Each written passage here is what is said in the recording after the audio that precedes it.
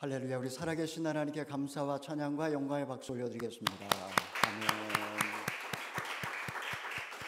네, 광고 말씀드린 것처럼 지금 큐티 스쿨이 시작이 되었고 쭉 이렇게 제가 확인해 본 결과 성도분들 가운데 큐티 스쿨을 수료하지 않으신 분들이 많이 계시고, 또 심지어는 임직자들 가운데에도 큐티 스쿨을 안 하신 분들이 계셔서 이번에 모둠을 나누어서 순별로 또 사역별로 전교인 대상으로 이제 말씀 묵상 이제 교육을 진행할 예정입니다. 다음 주에 구체적인 일정을 광고해 드리도록 하겠습니다. 잠깐 기도하고 말씀 나누겠습니다. 살아계시고 영존하시는 하나님 아버지, 이 시간에 이곳에 임재하여 주셔서 우리의 눈을 뜨게 하여 주시고 하나님 나라의 영광을 보게 하여 주시옵소서. 이 시간에 우리의 귀를 열어주시고 하나님의 말씀으로 말씀하여 주시옵소서. 예수님의 이름으로 기도하옵나이다. 아멘. 이 시간에 저는 하늘의 열린 문을 보니라는 제목으로 오늘 말씀을 함께 나누기를 원합니다. 오늘날 세계가 숨죽이고 우크라이나 전쟁을 주목하고 있습니다. 우크라이나 병사와 시민의 그 영웅적인 항전에 감동하고 응원하면서 궁금해집니다. 왜 푸틴은 전쟁을 일으킨 것일까? 푸틴의 오판일까? 아니면 독재자의 말로일까? 전쟁은 언제 어떻게 끝날 것인가? 그 이후의 세계 질서는 어떻게 달라질 것인가? 많은 사람들이 이에 대해서 예견, 전망을 내놓고 있지만 인간이 미래를 안다라는 것은 거의 불가능합니다. 푸틴은 세계 질서를 재편하겠다라는 생각보다도 어떤 빅픽처가 있다라기보다 아마 복수를 한 것 같습니다. 혈통적으로 정서적으로 가장 가까운 나라였던 우크라이나가 민주국가인 유럽과 친하게 지내는 것 자체가 아마 견디기 힘들었을 것입니다. 소련의 붕괴를 가장 안타까워했던 푸틴은 민주국가를 망가뜨려야 자신의 20년 독재가 정당화될 것이라고 판단을 했습니다.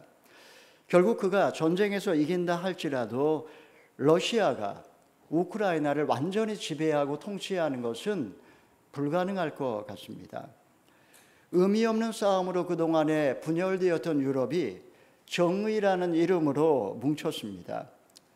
전혀 다른 가치관과 충돌하면서 그들은 자신들이 누구인지를 발견하였습니다.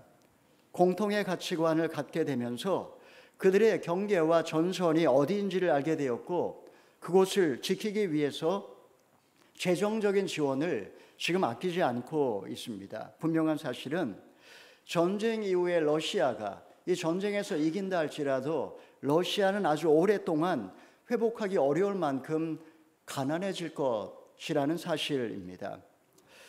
18세기 과학기술 문명이 발달하고 인본주의가 꽃을 피우면서 유럽에는 낙관주의가 팽배했습니다. 하나님 없이도 얼마든지 인간은 유토피아를 만들 수 있을 것이라는 그런 장밋빛 미래를 그들은 꿈꾸었습니다. 결국 그들은 하늘의 문을 닫아버린 것입니다. 20세기 인류는 두 차례 세계대전의 끔찍한 죄악을 목도하면서 큰 충격을 받았습니다. 인간의 이성이, 과학기술 문명이 결코 인간에게 행복을 가져다 주지 못한다라는 사실을 그들은 보게 되었고, 인간 안에 존재하는 악마성에 그들은 전율을 했던 것입니다. 이제 그들은 그동안에 닫았던 그 하늘의 문을 열기 시작한 것입니다.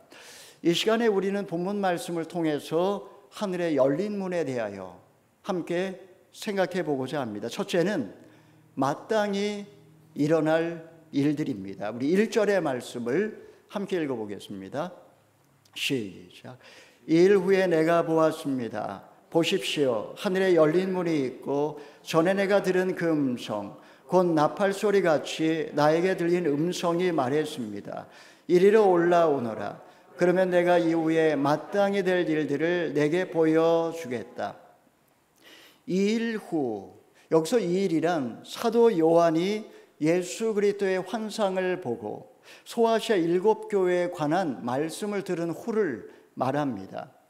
그가 보니 하늘에 열린 문이 있었고 한 음성이 들렸는데 마치 나팔 소리와 같았습니다. 이리로 올라오너라.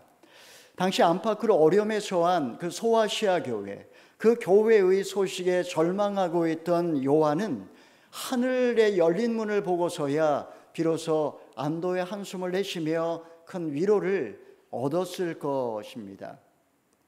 인간은 평소에는 하늘에 열린 문이 보이질 않습니다. 어려움에 처하고 절망에 빠져야 비로소 하늘에 열린 문이 보입니다. 아버지의 집을 떠나도 모든 것을 다 허랑방탕 허비해도 돼지치기가 되어도 쥐염 열매를 먹어도 열린 문이 보이질 않습니다.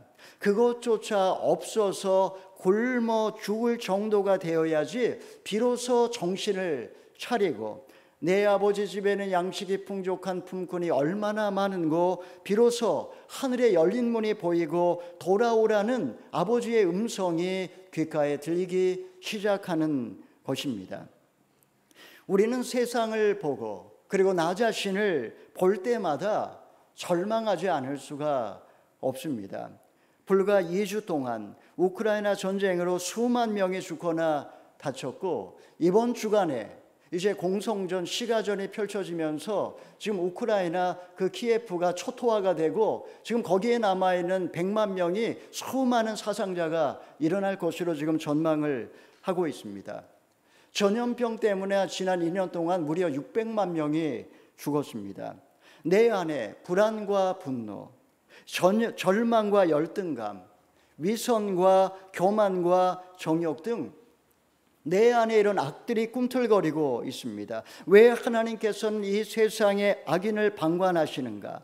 나는 정말 구원받은 사람이 맞을까? 이렇게 자주 우리는 혼란에 빠지고 마는 것입니다. 여러분, 세상의 참혹한 죄악을 보고 내 안에 끔찍한 악에 직면할 때 나는 소망 없는 죄인이요, 그리고 이 세상은 심판을 피할 수 없다라는 사실 여러분 깨닫고 있습니까?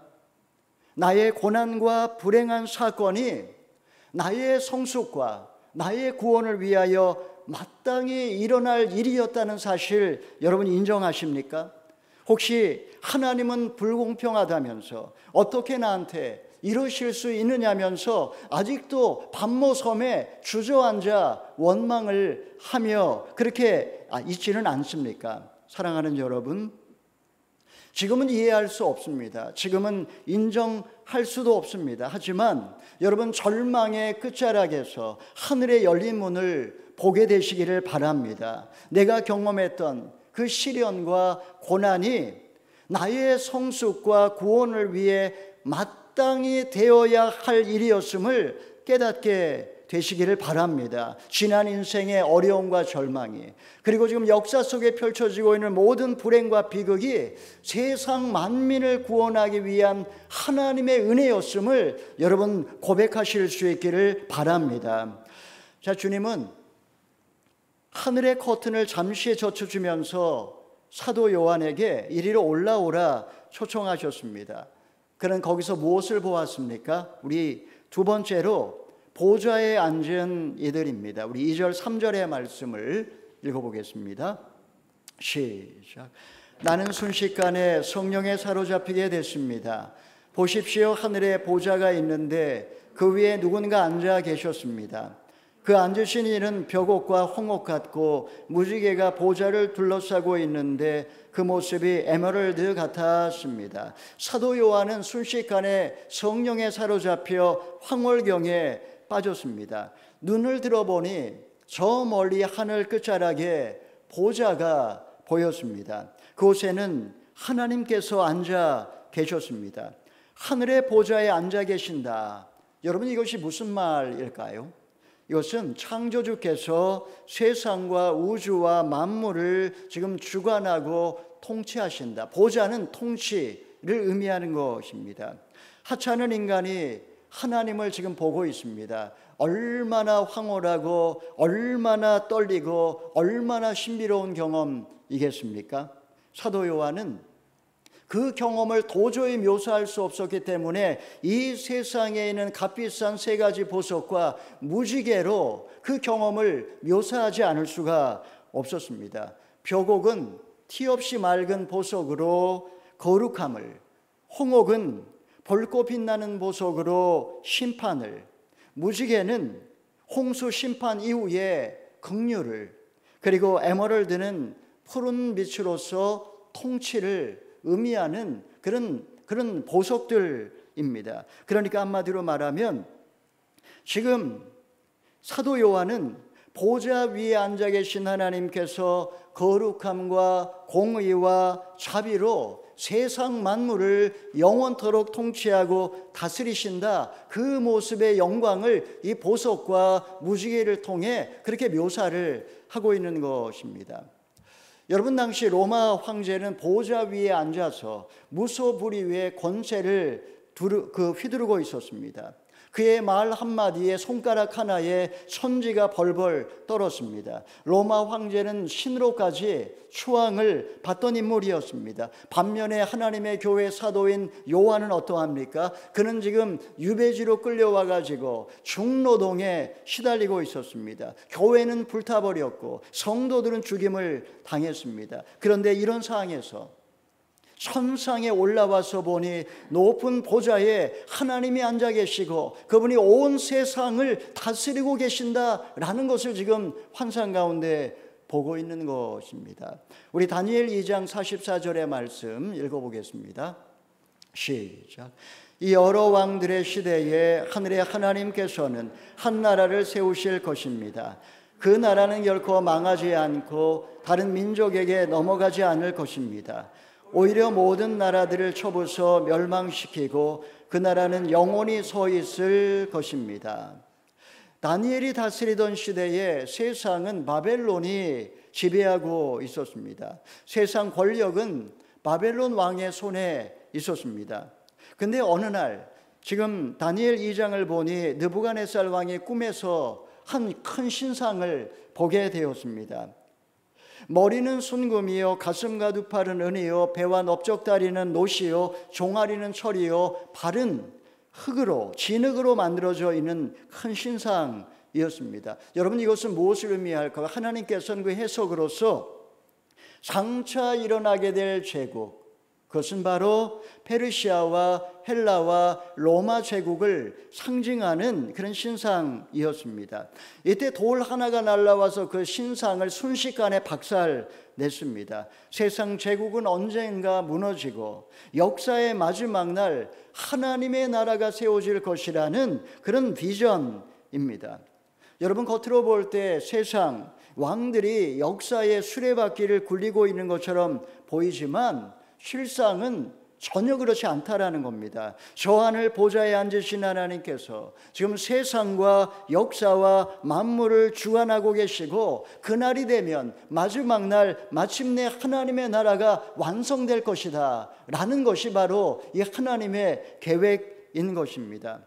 여러분, 세상의 권세가 아무리 하늘을 나는 새를 떨어뜨린다 해도 그게 영원히 오래 갈 수가 없습니다. 대통령이 뽑혔지만 이 대통령도 그 임기가 5년밖에 되지 않고 조금이라도 법을 어기게 되면 요즘은 다 감옥에 가는 세상이 되었습니다.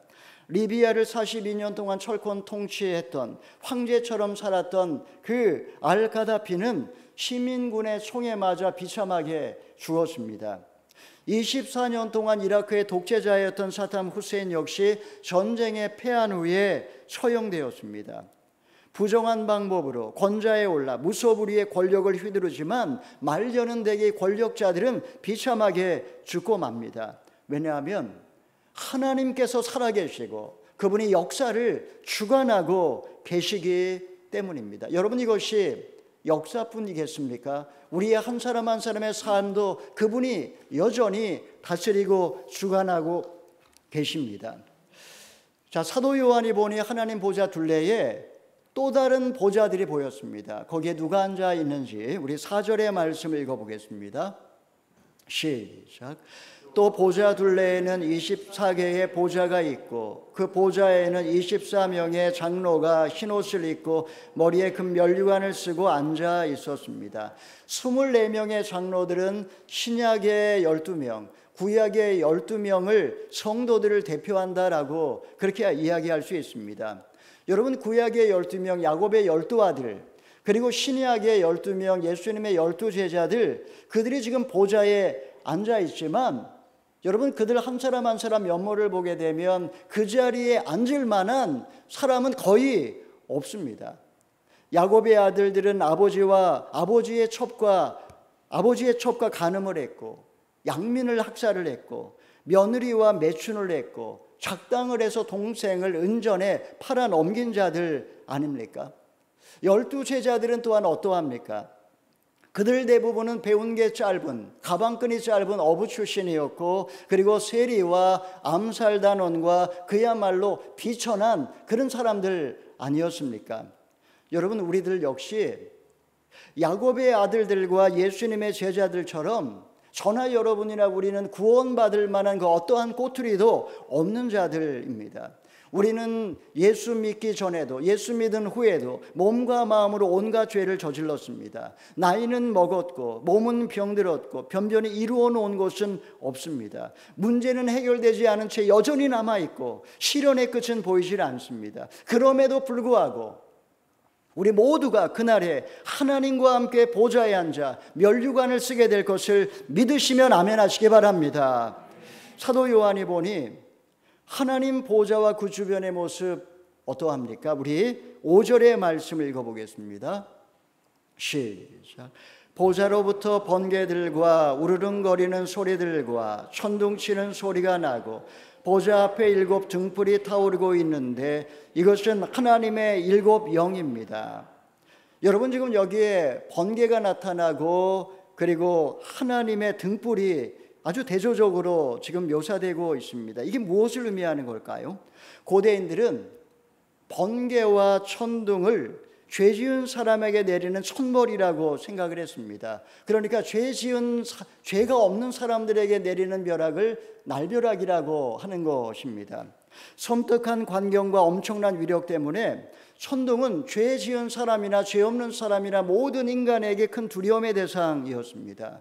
번개는 그 속도가 초속 45km이고 그리고 그 열기는 무려 3000도에 달하기 때문에 그 번개를 맞고 벼락을 맞게 되면 순식간에 사람이 그냥 죄가 되어버리는 것입니다. 7 영이 타오르고 있다, 이 말의 의미는 무엇일까요? 이렇게 세상을 심판하고 있지만 그러나 그럼에도 불구하고 세상의 선과 악을 정확하게 꿰뚫어 보는 하나님의 통찰력이라는 말입니다. 번개와 천둥은 분명 우리에게 심판의 상징이지만 그분은 결코 실수하지 않는다 라는 뜻입니다. 악인들은 하나님의 심판을 피할 수 없지만 말씀의 인도를 받아 성령의 도우심을 받는 성도들은 심판을 무서워할 필요가 없다라는 의미입니다. 말씀의 능력이 악인에게는 번개와 천둥으로 나타나지만 똑같은 사건이 우리에게 번개와 천둥이 일어난다 할지라도 성도들에게는 바로 그것이 영광으로 인도하는 구원의 사건이다 라는 것을 보여주는 것입니다. 여러분, 우리가 살아가면서 우리 인생에 많은 어려운 일들을 만납니다. 정말 감당하기 어려운 그런 비극적인 일들이 우리 예수 믿는 사람들에게도 일어나지 않습니까? 여러분, 내 인생에 번개가 치고 천둥이 지금 치고 있다면 여러분, 그것이 심판의 사건일까요? 구원의 사건일까요? 가족들이 내 품을 떠나가고 질병에 걸리고 만약에 내 인생에 불행한 사건이 끊임없이 꼬리에 꼬리를 물고 일어난다면 그것은 저주의 사건일까요? 능력의 사건일까요? 번개가 쳐서 가정이 다 깨져버리고 벼락이 쳐서 직장을 잃어버리고 천둥이 쳐서 내가 병에 걸린다 할지라도 보좌 앞에 계신 그 7 등불, 성령이 타오르고 성령이 모든 것을 알고 계시기 때문에 여러분 믿음으로 견디시고 버티시기를 바랍니다. 자, 하나님께서 우리에게 이런 고난을 주시는 이유가 무엇일까요? 세 번째는 예배하는 삶입니다. 우리 6절, 7절의 말씀을 읽어보겠습니다. 시작. 또 보좌 앞에는 수정처럼 맑은 유리바다와 같은 것이 있고 보좌 가운데와 보좌 둘레에는 앞뒤로 눈이 가득한 네 생물이 있습니다. 첫째 생물은 사자처럼 생겼고 둘째 생물은 송아지처럼 생겼고 셋째 생물은 사람의 얼굴처럼 생겼고 넷째 생물은 날아가는 독수리처럼 생겼습니다. 지금 번개가 치고 있고 천둥이 우르렁거리고 있습니다. 그런데 그 보좌 주변을 보니까 그 앞에 놀랍게도 유리바다가 펼쳐져 있고 수정처럼 맑고 고요한 바다가 그 앞에 있었다라는 것입니다. 너무나 대조적인 모습을 보여주고 있습니다. 지금 거기에 보좌 주변에는 네 생물이 있는데 이것 또한 하나의 상징이라고 해석을 해야 합니다. 지금 에스겔서에도 똑같은 그런 환상이 또 등장을 하는데 마찬가지 의미입니다. 사자는 용맹함을, 송아지는 부지런함을, 사람은 지혜를, 독수리는 신속함을 의미합니다. 그들에게는 날개가 있었는데 거기에는 눈으로 가득했다라고 또한 알듯 모를 듯 환상을 이야기하고 있습니다. 지금 그들은 보지 못하는 것이 없고 알지 못하는 것이 하나도 없다라는 것을 의미하는 것입니다. 영적인 통찰력을 상징하는 거라고 할 수 있습니다. 여러분, 네 생물은 무엇을 의미하는 것일까요? 천사라고 그렇게 해석하는 신학자도 있지만 이 네 생물이라는 것은 그리스도 안에서 장차 완성될 우리 인간의 모습, 원래 하나님이 우리에게 주신 하나님의 형상의 회복이라고 이야기할 수 있습니다. 대개 우리들은 인생에 번개가 치고 천둥이 치면 두려움에 빠집니다. 삶의 의욕을 상실해버립니다. 어리석은 선택을 합니다. 인생을 낭비해버립니다. 하지만 하나님의 나라의 모습은 지금 어떠합니까? 지금 천둥이 치고 번개가 치고 있지만 수정같이 맑은 유리바다는 전혀 요동하지 않고 있습니다. 성도는 심판의 날에도 그 불꽃 같은 눈으로 온 세상을 보고 계시는 하나님, 그분의 뜻, 그분의 섭리, 그분의 뜻을 이해하기 때문에 그 영혼이 고요하고 그리고 그 영혼이 잠잠할 수 있다라는 것입니다. 오랜 기간 실직 상태에 있다가 직장을 얻은 한 분이 계셨습니다.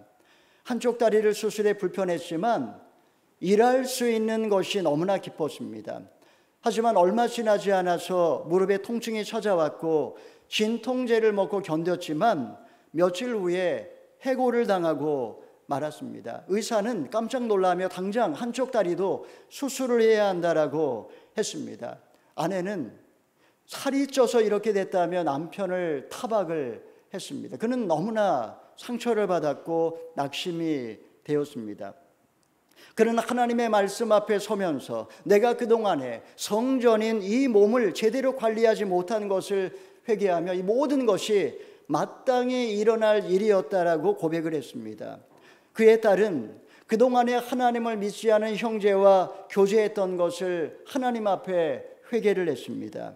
아내는 피곤하다는 핑계를 대면서 인스턴트 식품이나 배달 음식으로 대충 저녁을 때우게 했던 일을 고백하며 회개를 했습니다. 어떻게 보면 절망할 수밖에 없는 그런 상황이었음에도 불구하고 7 등불 대신 성령께서 그들의 마음의 죄를 비추어주시자 그들은 회개하게 되었고 이 모든 것을 하나님 앞에 마땅히 되어져야 할 일이라고 받아들이고 그리고 하나님의 주권편에 다시 견디고 버틸 수 있었다라는 말입니다. 사랑하는 여러분, 우리 인생을 살아가면서 천둥과 번개가 없기를 기대하지 마십시오.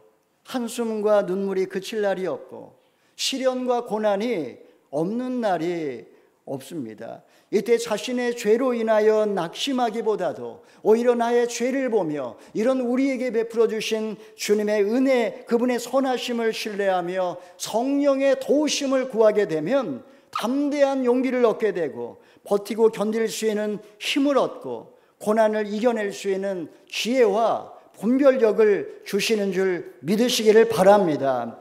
자, 보좌 둘레의 네 생물은 지금 무엇을 하고 있습니까? 우리 8절 9절의 말씀을 읽어보겠습니다. 시작.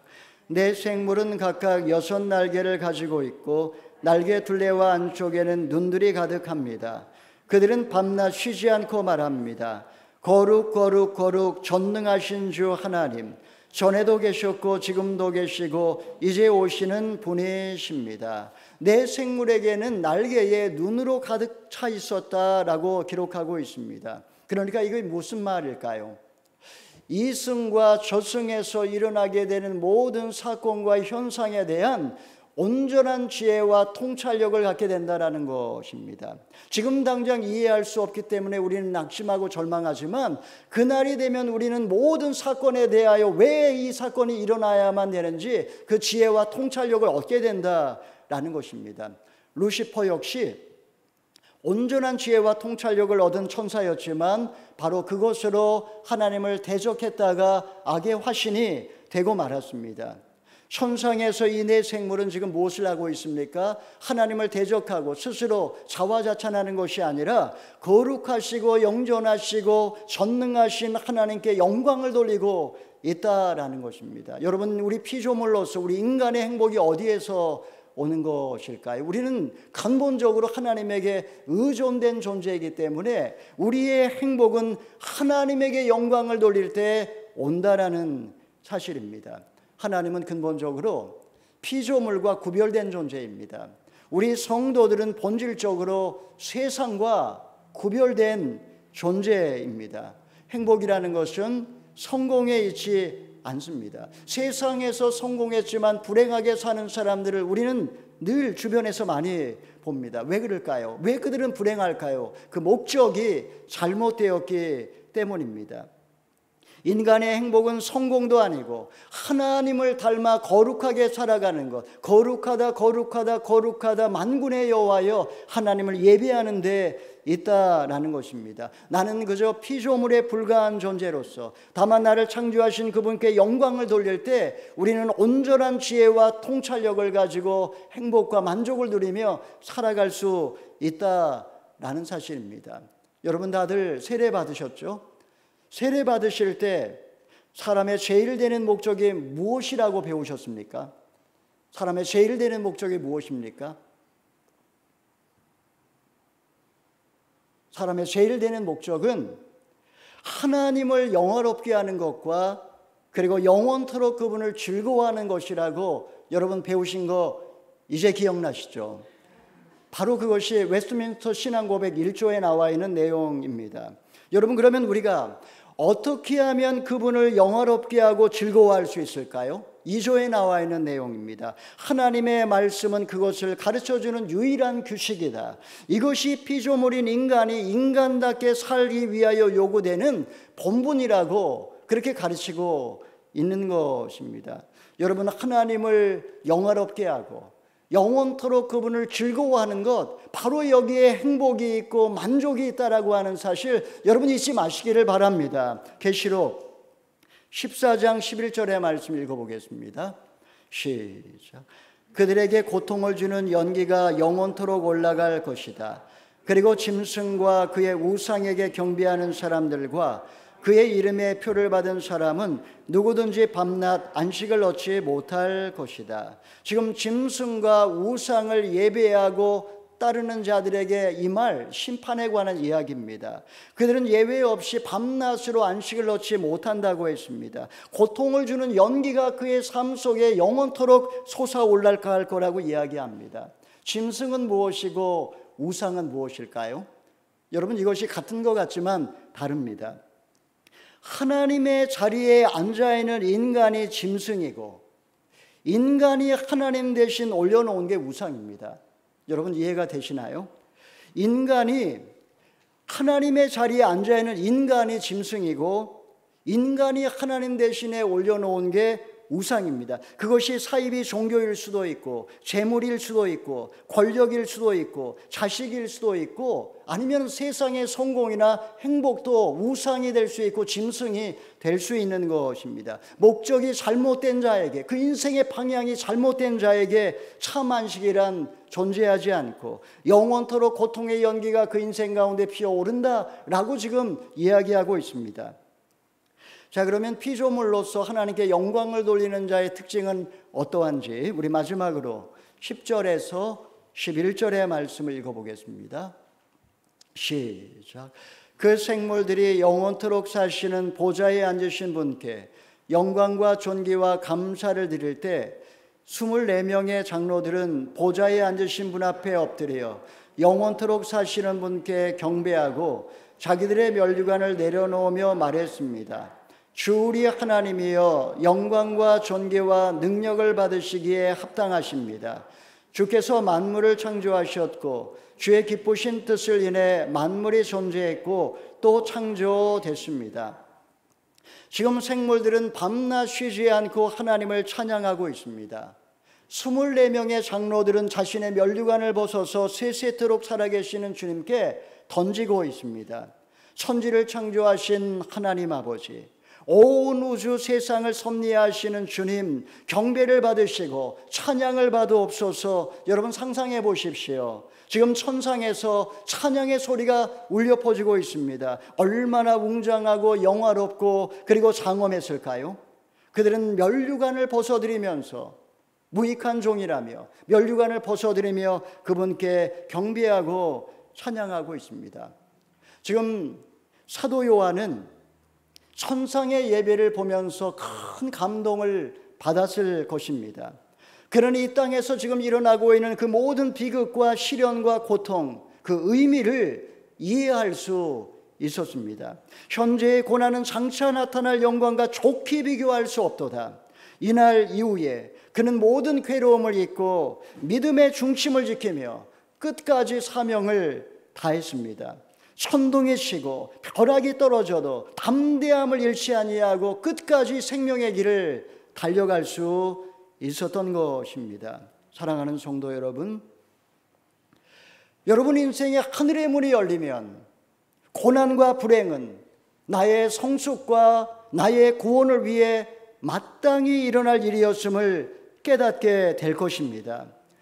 우리는 24장로들처럼 구원받을 만한 자격이 없는 자들이었지만 마지막 날 보좌에 앉아서 우리는 모두 다 면류관을 쓰게 될 것을 믿습니다. 지금 번개가 치고 여러분 인생에 천둥이 울린다 할지라도 바로 그것이 구원의 사건으로 영접하고 성령의 도우심으로 잘 견뎌내시고 이겨내시기를 바랍니다. 더구나 더 나아가서 우리에게 지혜와 통찰력을 주셔서 유리바다처럼 우리의 영혼이 고요하고 그리고 우리의 영혼의 기쁨이 충만해서 우리의 모든 면류관을 하나님께 벗어드리며 하나님께 영광을 돌리며 그렇게 믿음의 여정을 달려가시는 저와 여러분 다 되기를 주님의 이름으로 축원합니다. 아멘.